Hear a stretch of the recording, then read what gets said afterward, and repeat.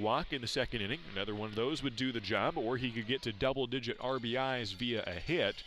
Batting .250 on the year, 9 runs batted in, 7 doubles, 2 triples on the year for Caden Connor, who's been the primary leadoff man this year for Ridgefield. John Peck leading off more recently. With 1 out, Caden Connor takes a first pitch strike.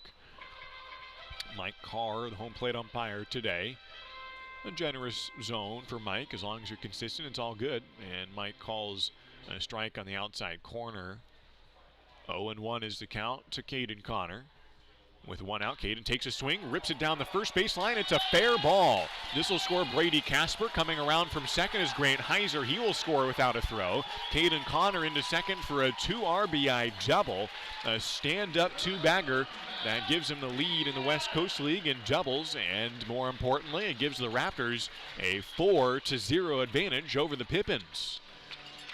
Caden Connor placed that one just fair down the right field line, and as close as Willie Lajoie was playing to the line, the first baseman had no shot at snagging that screamer. And Caden Connor picks up his 10th and 11th RBIs, his 8th double of the season. It scores Heiser and Casper. Cody Darcy into third. So runners on second and third for the Raptors, still only 1 out. John Peck at the plate as the third inning continues. 4-0 is the score. Kenny Johnson still on the mound. Peck takes the first pitch just above the belt, 1-0. A right-hander continues to throw in the Yakima Valley bullpen. I believe that's Peyton Stumbo out of Nevada Reno. Here comes the 1-0 pitch from Kenny Johnson. It's a bit inside, and he's behind 2-0 to John, who has gotten on base both times today. A walk and a single with a stolen base and a run scored already for John, who has 3 plate appearances in the first 3 innings today. Ridgefield bringing up its 7th batter of the inning. It's a 4-0 lead. Outside and nearly gets away from Carpentier, reaches out and snags it. Ball 3, however, to John Peck. Bases loaded, 1 out. Bottom of the 3rd inning. Ridgefield already scoring 3 runs in this frame. 4-0 is the advantage. 6 hits on the ball game so far. With the bases loaded, the infield playing back. The 3-0 pitch is down the middle. Strike 1 from Johnson. Locates with the fastball at 92 miles an hour. Wind blowing softly towards right field. John Peck with a 3-1 count. Bases loaded, 1 out. Johnson out of the stretch throws. It's fouled back off the fist. It was a bit high and inside, but Peck wanted to go after it and swung just a bit late and under it, and it's a full count with the bases loaded. 1 out in the 3rd. Peck has 12 RBIs on the year. 15 runs scored, including his first inning run scored. Full count, 1 out, bases juiced. Or runners on second and third, I should say. He bloops one into center field. This will score 1, maybe 2. They'll hold Caden Connor at third, and John Peck back into first base. It is a 3rd time reaching for John Peck, an RBI single. It's 5-0, Raptors lead. John Peck just blooped one into shallow center. Big hole there with the center fielder playing absurdly deep. Chase Graves way out in deep center, and this might be it for Kenny Johnson, who has not gotten shorter than 5 innings yet in a start. His 3rd start of the season. He's 2-0, but he exits with a 5-0 deficit, and he's responsible for 2 runners aboard. John Peck into first base. It moved Caden Connor to third and scored Cody Darcy. So an RBI single for John Peck, his 13th run batted in of the year. He's 2 for 2 in the ball game with a walk and a run scored. And Ridgefield will bring in pitcher. We'll tell you all about him when we come back. 1 out, runners on the corners, a 5-0 lead for the Raptors. Hey baseball fans, after the game visit A, the area's premier gaming, dining, entertainment, and meeting destination. A is a proud supporter of the Ridgefield Raptors and the perfect place to meet up with friends after a Raptors win for dinner, drinks, and great times. Keep the fun and excitement going after the 9th inning and grab beers at Tom's Urban, or enjoy a perfectly cooked porterhouse at Michael Jordan's Steakhouse. With 100,000 square feet of gaming space, 15 different restaurants, bars, and retail outlets to choose from, A has just what you need to turn your night at the ballgame into a night you won't forget. A, just off I-5 at exit 16, ILANIresort.com. Found a giant spider in my bed. Stepped outside and a hornet stung my head. Got ants around my sink. And I am starting to think The experts that I know are gonna make me pest-free. Natura Pest Control, killing your bugs and rodents, baby. Natura Pest Control. Call today, get a quote for free.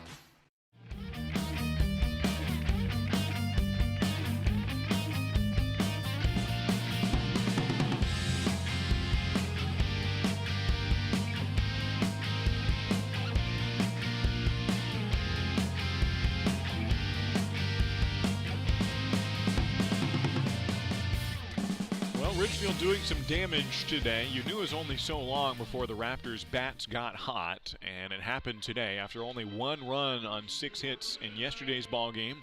Already more runs and more hits in today's contest, and we're not even done with the 3rd inning. Here in the bottom of the 3rd, Peyton Stumbo enters, a right-handed pitcher out of Nevada Reno. Now throwing for the Pippens, and Reese Hernandez at the plate with runners on the corners. Out of the stretch comes Stumbo and throws a strike to Reese Hernandez. Stumbo has spent 1 year at Nevada Reno. One of the teams he faced was San Jose State, where Reese Hernandez plays. A throw down to first and a very short leadoff for John Peck, who kind of belly flops back towards first. It was only just starting to take his lead. Stumbo, the right-hander, faced San Jose State. He only allowed 1 earned run on the season, played well against San Jose State, struck out 5 batters to just 1 walk. He did not face Reese Hernandez in that game. So this is, I believe, the first time they've ever faced each other. Throws outside. And it is 1-1 to Reese Hernandez. 1 out. Runners in first and third. Ridgefield already scoring 4 runs in this inning to take a 5-0 lead. Stumbo, the 1-1 pitch. The righty comes to the plate. Runner from first goes. Sliding in is John Peck, and he is thrown out at second for the second out of the inning. On a steal on first and third, and Peck is tagged out at second base, and there are 2 down here in the 3rd inning. So Ridgefield still has a runner on third, but a fly ball won't do the damage anymore. For a sac fly, Caden Connor at third. Here's the 2-1 pitch to Hernandez, is outside, 3-1. Reese got aboard via a single in the first and a single in the second. 1 RBI. Scored John Peck in the first inning. He will not be able to do that now. But Caden Connor at third base. A 3-1 count to Reese. 3-1 pitch hit hard to right field. Going over is Fernandez, and he reaches up to make the catch. And the inning is over. 4 runs in the frame for Ridgefield to bring up 8 hitters in the inning. Only one to not come to the plate was Kobe Morales. And we are through 3 innings. It's 5-0 Raptors. We head to the top of the 4th. The win-win value lineup from Buffalo Wild Wings has bundles of wings and fries so you can get more for less. With individual size bundles starting at just $9.99 and the 40-wing family XL bundle for only $39.99. It doesn't take a degree in chicken economics to know a good deal when it's pecking you in the face. Order wing bundles for takeout or delivery, part of the win-win value lineup at B-Dubs. At participating locations for a limited time only for takeout or delivery through Buffalo Wild Wings app and website. Delivery subject to availability. Fees may apply. Taxes extra. Street thanks you for supporting the Raptors and downtown, the heart of Ridgefield. Spend the moolah you win at the game at downtown shops and restaurants. Upcoming events include Main Street Day, C-Trans Shuttle Downtown Tailgate, and the Friday Night Flicks Outdoor Film Series. We are a nonprofit organization dedicated to preserving the cultural heritage of downtown Ridgefield while advocating for its future. More information at ridgefieldmainstreet.com and find us on Facebook at Ridgefield Main Street. We'll see you downtown, and go Raptors!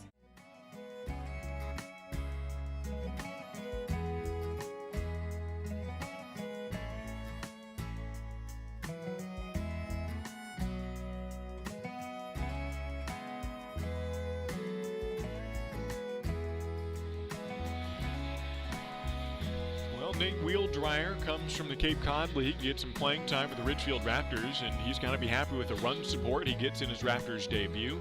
The right-handed pitcher comes back out for the top of the 4th inning with a 5-0 cushion right now. for Wheel Dryer and the Raptors. Nate throws, and the first pitch is hit high in the air into right field. Caden Connor takes a few steps back, continues to backpedal, and makes the catch a few steps in front of the warning track. One pitch, one out.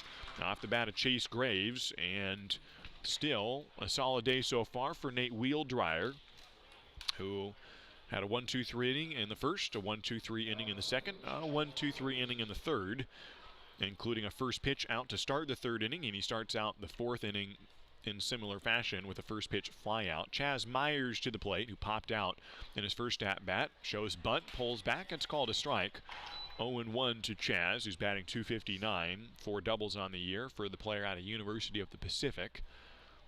Outfield playing fairly deep as Wheel Dryer throws a breaking ball that is called a strike. 0-2 is the count from Nate Wheel Dryer. At Auburn, Washington. Made his longest appearance this spring for the Washington Huskies was 5 innings, gave up 2 earned runs that game against Gonzaga, and he's pitching well today. Throws outside in the 0-2 to Chaz Myers. 1 out, nobody on, starting the top of the 4th inning. Ridgefield leading 5-0 in this contest.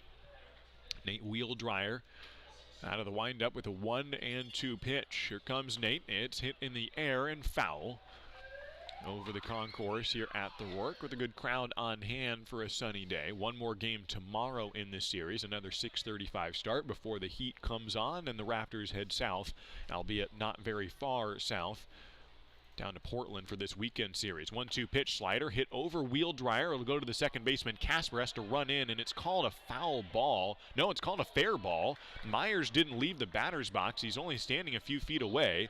The umpire is hit pointed fair. Casper threw to first to Morales to step on the bag. Myers is arguing, and Kyle Crustangel, the head coach, is asking home plate umpire Mike Carr. Maybe it hit his foot. I couldn't tell one way or another from behind home plate, but it went all the way to the second baseman, Brady Casper, although not hard hit, didn't travel very far, but hit pretty high off the ground, and Myers only took a couple steps out of the batter's box and never ran all the way down to first. Casper made the play, and Crustangel continues to talk with Mike Carr. I haven't seen him appeal down to the field umpire to see if Jim Courtney had a better look at whether or not that ball caught the cleat of Chaz Myers, who apparently thought that ball hit his foot. It was a 1-2 pitch, and now Myers is going to walk to the dugout, apparently catching enough of the conversation and realizing nothing's going to change here. And Willie Lajoie has already walked to the plate to prepare to hit. Now Mike Carr will go talk with his fellow umpire. Crustangel discussing matters with him, and from the jump it looked like a fair ball, but of course it could have just barely nicked the toe of the cleat, which would be a foul ball. But whether or not either umpire could see that is understandably difficult. As it stands, it would be the second out of the 4th inning. Ridgefield leading 5-0. Nobody's on base right now. It was a high hit ground ball, but not very deep, and Brady Casper had to run, several steps in and sprint on the run, and they do confirm the call. Chaz Myers is out. 4-3 on the ground out. And now Willie Lajoie to the plate, who flew out to right field in his first at-bat. He's hitting .375 on the year, slugging .500. Out of Chico State, looking to extend his hit streak, which he got to double digits yesterday.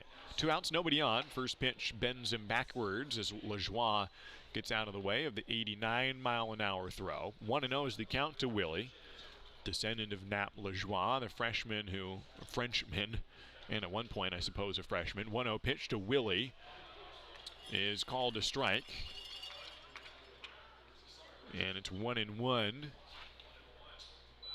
to Willie. 2 outs, nobody on base. Out of the windup comes Wheel Dryer. Another fastball hit towering into shallow right field. It'll carry all the way to Caden Connor, can't see it, and it lands in right field for the first hit of the ball game.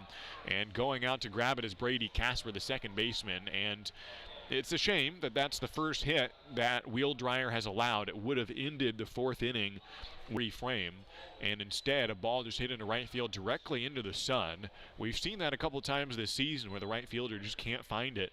And from the jump, Caden Connor had no shot at seeing that ball. Just was putting his hands up and had no idea. It landed a few steps in and towards the line from him. And it lands for what will be ruled a double, although LaJoie in a different part of this game. If it was a few innings later, it probably would have been caught, but now it's Noah Williamson to the plate. And it's called a strike on Noah. 0-1 from Wheel Dryer, who has to show some mettle here, and after he thought he had ended the inning, now he's got to come back and get an additional out. And it's a good test for a young pitcher to work through some unexpected trouble. It's been good so far. Can he keep it going here against Williamson, who swings out ahead of the 78-mile-an-hour off speed, and it's 0-. Noah Williamson, league leader in slugging percentage, his 52nd plate appearance now of the season. And Williamson has been beyond hot this year. 0-2 is the count with 2 outs, runner on second. Wheel Dryer throws hammered to deep left field. If it stays fair, this one is gone.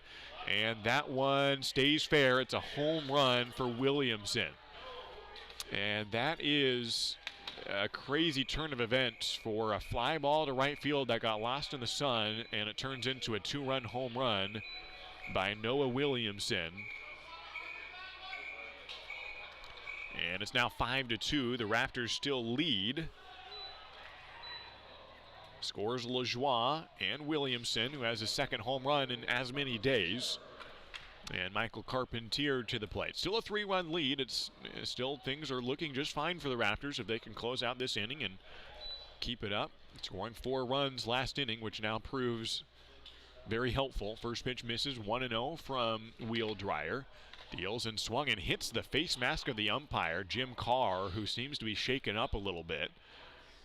And now both the Raptors and the home plate umpire wishing that fly ball had been caught. Jim Carr now taking a lap around home plate and walking towards Jim Courtney, his fellow umpire. That one hit the face mask straight off of the home plate umpire.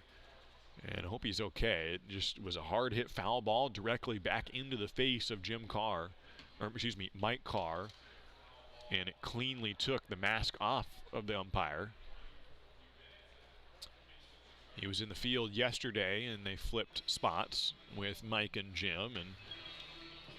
And now Mike needing some time to recover and reset a bit here. It was a 1-0 pitch that was fouled back off the bat of Michael Carpentier Jr. And Mike Carr had the mask taken cleanly off and it fell to his left, and he stayed on his feet and immediately just started walking away. And he kind of put his hand up to his face as if, well, I don't know. I mean, I won't speculate, but he's talking with Mason Treeseye, trainer, who himself almost got hit by a foul ball earlier down the third baseline, as well as all the couple Ridgefield infielders who come to check on him, including Wheel Dryer, the pitcher. Chris Cota also coming over to chat. And good to see them just making sure the umpire's fine and showing good sportsmanship. Mike Carr continuing to talk it over and kind of shaking his head a little bit. Seems to be okay. Puts the cap back on. And I think he'll be good to go. It's not easy being an umpire in baseball. The team photographer, Carl, coming over to offer a bottle of water to Mike Carr. They take care of you at the work, and you get hit in the face with a foul ball, and they'll make sure you're good to go. So this inning has become a wild one. It started with a fly ball to right field, then a ground out to second. And even that ground out was a bit weird, where Chaz Myers thought it was a foul ball off his foot and didn't run down to first. Then a seemingly innocuous fly ball to right field that looked like it was going to end the inning got lost in the sun. LaJoie got around to second, and then by Williamson extended the inning and put 2 runs on the board. And so after Nate Wheel Dryer got the first 11 batters he faced out, he then allows kind of a gift double and then a home run, and now he's facing Michael Carpentier Jr. When play resumes, it'll be a 1-1 count, 2 outs, nobody on. Ridgefield leading 5-2, and Mike Carr now jogging back to home plate. Seems good to go. And we are set to resume play here at the Rourke. These two teams had a 42-minute rain delay in their first series, and now an umpire delay, no fault of Mike Carr's. Gets a good round of applause from the fans as we're set to resume. 1-1 is the count, 2 of the windup against Carpentier. And the first pitch after the delay is grounded towards center hands to the pitcher, and he is safe at first. Wheel Dryer stepped on the bag, but then dragged his foot off as he was trying to catch the ball. And he can't stay on the bag. It is an error. And the runner reaches to extend this fourth inning. Thought it was done a good 10 minutes ago, and now it is a runner on first with 2 outs. It's been ruled E3 on the play. And now runner on first, 2 outs. Black an inning off a Wheel Dryer, and now Nate first pitch swung on and missed. If Nate can get out of this, he may come back out for the 5th inning, and all signs point to him continuing to do well. Really, the only good hit ball was Williamson's homer, and that's the best hitter perhaps in the whole league. Fouled back into the netting, and it's 0-2 to Blake Dickman. Out of UC San Diego's an 0-2 count with 2